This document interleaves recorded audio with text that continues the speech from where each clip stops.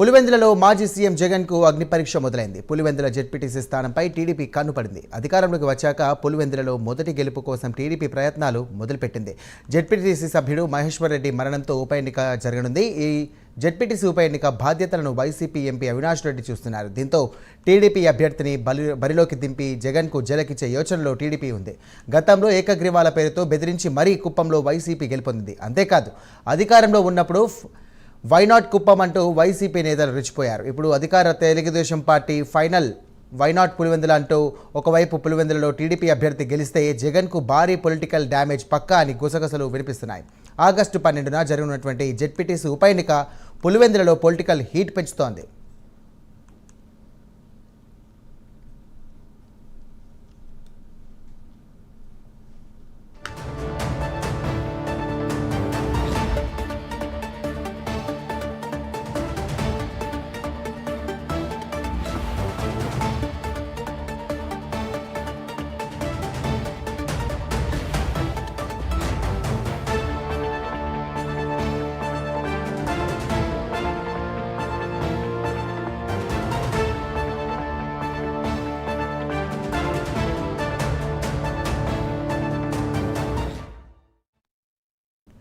Right, పులివెందులలో జగన్కు అగ్ని పరీక్ష జరగనుంది.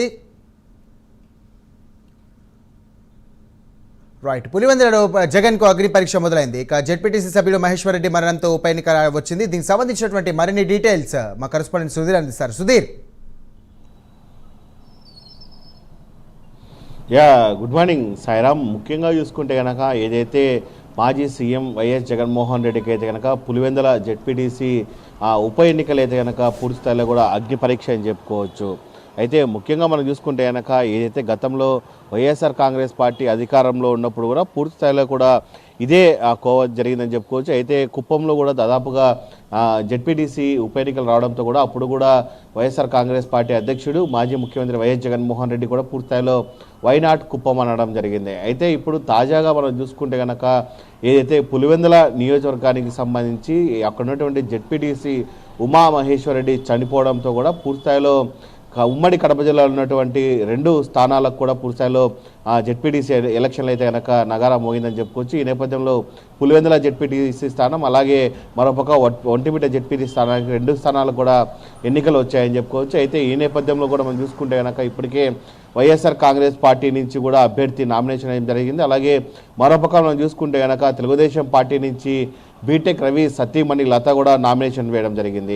అయితే ముఖ్యంగా మనం చూసుకుంటే కనుక ఏదైతే గత ప్రభుత్వంలో మనం చూసుకుంటే కనుక గడిచిన కాలంలో ఎక్కడైతే ఉప ఎన్నిక జరిగిందో ఆ ఉప ఎన్నికలో పూర్తి స్థాయిలో కూడా ఖచ్చితంగా వైఎస్ఆర్ కాంగ్రెస్ పార్టీ నేతలు బెదిరింపులు అలాగే ఇంటి మీదకి చొరబడి ఖచ్చితంగా విత్డ్రా చేసుకోవాలని చెప్పి పెద్ద ఎత్తున కూడా అప్పుడైతే కనుక దౌర్జన్యాలకు పాల్పడిన పరిస్థితి అని చెప్పుకోవచ్చు. అయితే తాజాగా ఇప్పుడు చూసుకుంటే కనుక ఈ ఉప ఎన్నిక రావడంతో కూడా పూర్తి స్థాయిలో పులివెందులు అయితే కనుక పెద్ద ఎత్తున కూడా హోరాహోరీగా అటు టీడీపీ వైసీపీ మధ్య జెడ్పీటీసీ ఎన్నికైతే కనుక మాజీ ముఖ్యమంత్రి జగన్కి అయితే కనుక పెద్ద తలనొప్పిగానే మారిందని చెప్పుకోవచ్చు. అయితే ఇప్పటికీ మనం చూసుకోవచ్చు ఏదైతే గడిచిన 2 రోజుల నుంచి కూడా నామినేషన్ల ప్రక్రియ మొదలైనప్పటి నుంచి కూడా ఇప్పటికే హోరాహోరీగా నువ్వా నేనా అన్నట్టుగా పులివెందులు అయితే కనుక పెద్ద ఎత్తున కూడా ప్రచారాలు అయితే జోరుగా సాగుతున్నాయని చెప్పుకోవచ్చు. అయితే ఇప్పటికే మనం చూసుకోవచ్చు బీటెక్ రవి సతీమణి కూడా పూర్తి స్థాయిలో కూడా ఖచ్చితంగా ఈసారి పులివెందుల నియోజకవర్గం నుంచి కూడా జెడ్పీటీసీకి నిలబడి ఆమె ఖచ్చితంగా చంద్రబాబు నాయుడుకు గిఫ్ట్ ఇస్తారని చెప్పి ఆమె కూడా ఇప్పటికే చెప్పడం జరుగుతుంది. అయితే మరోపక్క చూసుకుంటే కనుక వైఎస్ఆర్ కాంగ్రెస్ పార్టీ కూడా ఇప్పటికే పెద్ద ఎత్తున ధీటుగా కూడా అటు ఎవరైతే వైఎస్ఆర్ కాంగ్రెస్ పార్టీ జెడ్పీటీసీ అభ్యర్థి నిలబడ్డా ఆయన కూడా పూర్తిస్థాయిలో కడప ఎంపీ అవినాష్ రెడ్డి పూర్తిస్థాయిలో మద్దతు పలుకుతూ కూడా ఆయనకు మద్దతుదారు కూడా పూర్తిస్థాయిలో అయితే పెద్ద ఎత్తున ప్రచారం జరుగుతున్న నేపథ్యంలో చూసుకోవచ్చు. అయితే ఇదంతా ఇలా ఉంటే కనుక పూర్తిస్థాయిలో ఇప్పటికే జిల్లాకు సంబంధించినటువంటి ముఖ్య నేతలు ఎమ్మెల్యేలు ఎవరు ఉన్నారో టీడీపీకి సంబంధించిన వాళ్ళంతా కూడా పూర్తిస్థాయిలో ఈ ఎన్నికనైతే కనుక ప్రతిష్టాత్మకంగా తీసుకోవడం జరిగింది. అయితే ఖచ్చితంగా జగన్ని పూర్తిస్థాయిలో అక్కడ ఈ ఎన్నికతో కనుక స్మాష్ చేస్తే కనుక జగన్ రాజకీయ భవిష్యత్తు పూర్తిస్థాయిలో కూడా ఇక్కడి నుంచే పతనం అవుతున్న నేపథ్యంలో కూడా ఇప్పటికే మనం చూసుకోవచ్చు అటు ఆదినారెడ్డి కావచ్చు అలాగే వరదరాజు రెడ్డి కావచ్చు, అలాగే ముఖ్యమైనటువంటి మంత్రి మండిపల్లి రాంప్రసాద్ రెడ్డి కావచ్చు, వీళ్ళందరూ కూడా పూర్తి స్థాయిలో కూడా ఏదైతే పులివెందుల నియోజకవర్గం మీద మకాం వేయడం జరిగింది. పులివెందుల నియోజకవర్గానికి సంబంధించినటువంటి దాదాపుగా 10,600 ఓట్లు ఈ జెడ్పీటీసీ ఎన్నికలకు సంబంధించి ఉన్నాయన్నమాట. ఈ ఎన్నికల్లో ఖచ్చితంగా కనుక అక్కడ తెలుగుదేశం పార్టీకి సంబంధించిన అభ్యర్థిని కనుక ఖచ్చితంగా గెలిపించుకుంటే కనుక రానున్న ఎన్నికల్లో కూడా పూర్తి స్థాయిలో కూడా జగన్ ప్రవంచనం అక్కడ తగ్గే పరిస్థితి అని చెప్పుకోవచ్చు. అలాగే ఎమ్మెల్యే ఎన్నికల్లో కూడా జగన్ పూర్తి స్థాయిలో కూడా డౌన్ అయ్యే పరిస్థితులు ఉన్నాయని చెప్పి టీడీపీ నేతలుగా ఇప్పటి నుంచే పెద్ద ఎత్తున కూడా పాలు కలుపుతున్నారని చెప్పుకోవచ్చు. ఇదే కోణంలో మనం చూసుకుంటే కనుక ఇప్పటికే అక్కడ వైసీపీ జెడ్పీటీసీ అభ్యర్థిని గెలిపించేందుకు కూడా వైఎస్ఆర్ కాంగ్రెస్ పార్టీ పెద్ద ఎత్తున కూడా ప్రతిష్టాత్మక ప్రయోగాలు చేస్తుందని చెప్పుకోవచ్చు. ఏదేమైనా మనం చూసుకుంటే కనుక వైనాట్ కుప్పం అని ఆ రోజు అన్నాడు మాజీ ముఖ్యమంత్రి జగన్మోహన్ రెడ్డి.